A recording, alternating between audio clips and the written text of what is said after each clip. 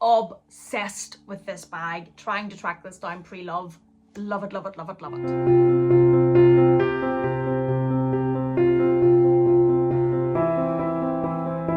Back to my channel. Thank you so much for joining me. I think for me to come on here and tell you that there are any handbags that I am currently obsessing about, hello, is ridiculous. But here we are, and we are a handbag luxury loving channel, and there are 5 handbags that I am currently obsessing on, and I thought I would just come on and share them with you for a little bit of fun, a little bit of takeaway easy viewing, and let's just share in our love of ridiculously expensive random handbags. And there are 5 that have been occupying my mind.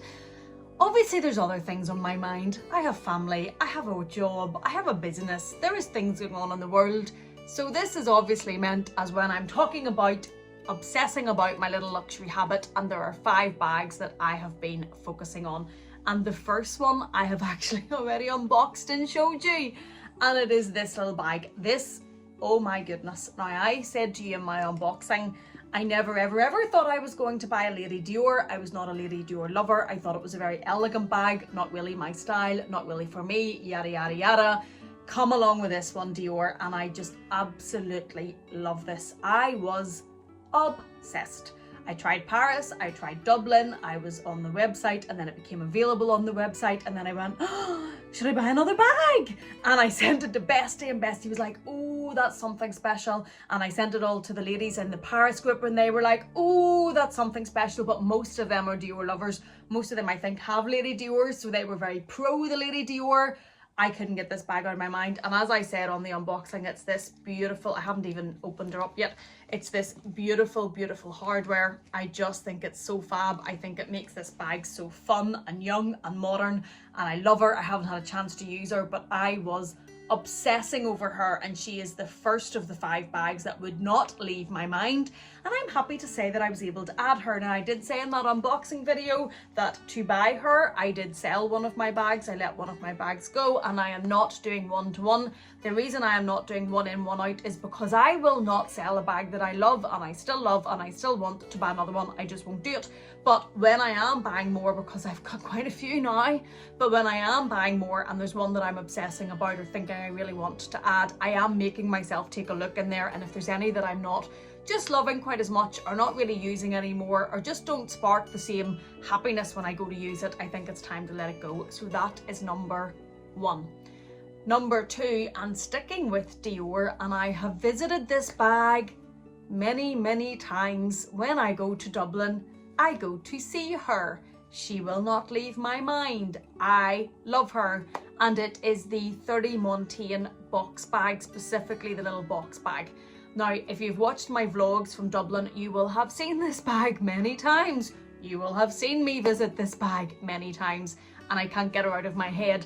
I was thinking that she's a little bit like the Louis Vuitton Petite Malle. Probably not this version, probably this version. And as I pull 2 of these down from the shelf, it maybe gives an insight into why I haven't bought her yet, because I was thinking, you know, she's very like these and you're gonna go and buy another one, but she's oblique. She's Dior, and the Dior oblique, I can't even speak. The Dior oblique is fabulous. I like the navy oblique version. If they brought her out in one of the bright oranges or yellows that they have at the minute in the box bag, that would be fabulous. But I do love the oblique. I love the strap that it comes with, but I also like it on its own like this, and she gives me these sort of vibes. So that bag has been on my mind for quite some time. I am talking about her a lot to myself and to Bestie. I'm sure is fed up listening about her, but that is number 2 of the bags I am currently uber obsessed with. Number 3, and I came across this really randomly, and I will put the picture in with the lady's Instagram where I did see this. Now I didn't comment, I shared her photo on my stories, and I tagged her in it obviously because it's her photograph, and I said if anybody comes across this bag, or does anybody know what this bag is or where to get this bag, and she very kindly messaged me back and said you can come across these sometimes on Vestiaire Collective or some of the pre-loved websites. Keep an eye out and put notifications on for them, and I am doing that. You guys, actually, this bag that's sitting here you guys helped me to track this down. I talked about this bag in a video where I talked about the completing my luxury handbag, or the bags I would long time borrow from other luxury YouTubers, and this is one that Claire Chanel had, and I absolutely love this cashmere bag. And it was you guys who messaged me and said there is one of those for sale on Votre-Luxe in Australia for a really good price. You might want to check it out. So this bag that I'm putting up here, please, this is my call to arms. If any of you do come across this bag, the way you helped me get this one, if you come across this bag, please do send me a DM on Instagram, because I'm currently obsessing with it. And it's this Colorblock Chanel classic flap. Now, it's from a number of years ago. It's a woven type bag. It's not leather, it's not cashmere, but it is all of these multicolours you'll see from this lady's pictures. And I will put her Instagram down below, that's only fair, when I'm using her photographs. I think it's fabulous. I love the way she styles it. I think it's really cool. I think it's effortless. I think the way she's doubled up, the way it sits, also crossbody. Obsessed with this bag. Trying to track this down pre-love. Love it, love it, love it, love it. Number 4 might not come as a surprise. I'm still obsessing on the Mini Kelly. Hello, Mini Kelly. Hello, Hermes. This bag that is next to impossible to get.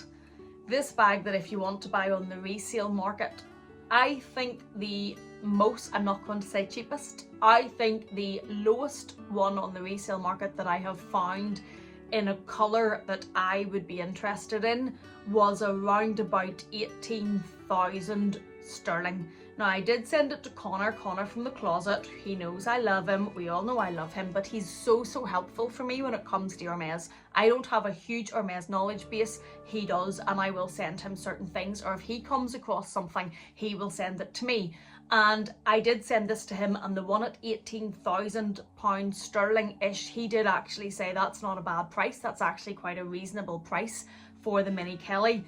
It may be in today's resale market, but I just couldn't.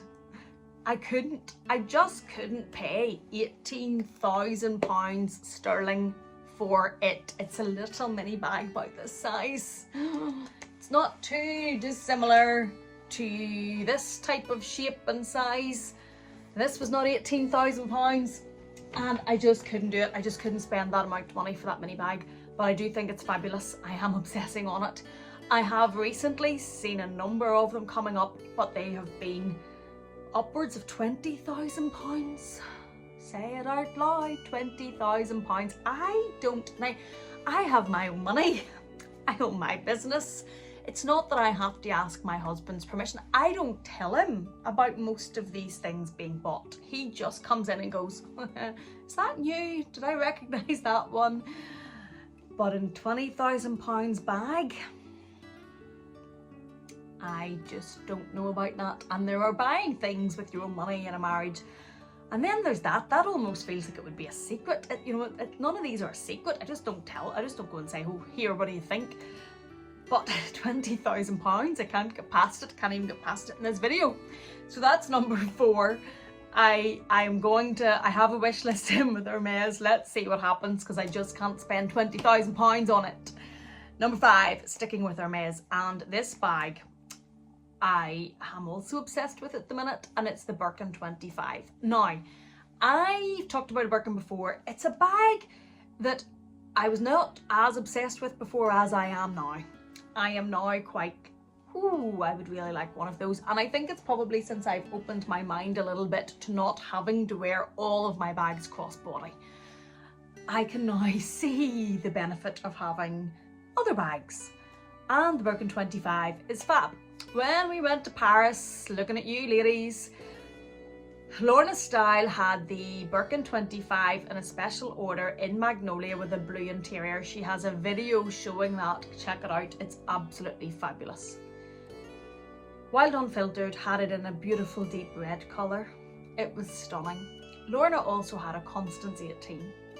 Bag Addict 71 had a Birkin 30 with rose gold hardware, and they were all just fabulous. And it's made me a little bit more obsessed with it. And I have a confession to make. No, I haven't bought one. I am not whipping out a brown box to unbox with you. And no, I'm not confessing to having paid the pre-loved price.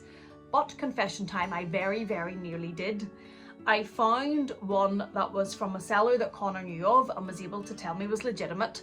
It was, I thought, a really good price for a pre-loved Birkin in like new condition, never used. It was in Rose Prix with palladium hardware, which is my favourite colour. Connor checked it out for me and said, yes, that is a good price for that. It's a good price for that year. It was over retail, but it wasn't 15, 18, 20,000 pounds. It was over retail, but obviously without spending, I'm not playing that game. I'm not doing it. And I loved it, and I was actually going to buy it, and I contacted the seller and I had said, really interested in this. Could I get some more photographs and could I get a video of the bag, because it's a huge amount of money. Even though it wasn't those sorts of prices, it was still over retail, and a good bit over retail. It was an awful lot of money. It absolutely would have been the most expensive bag that I had ever bought.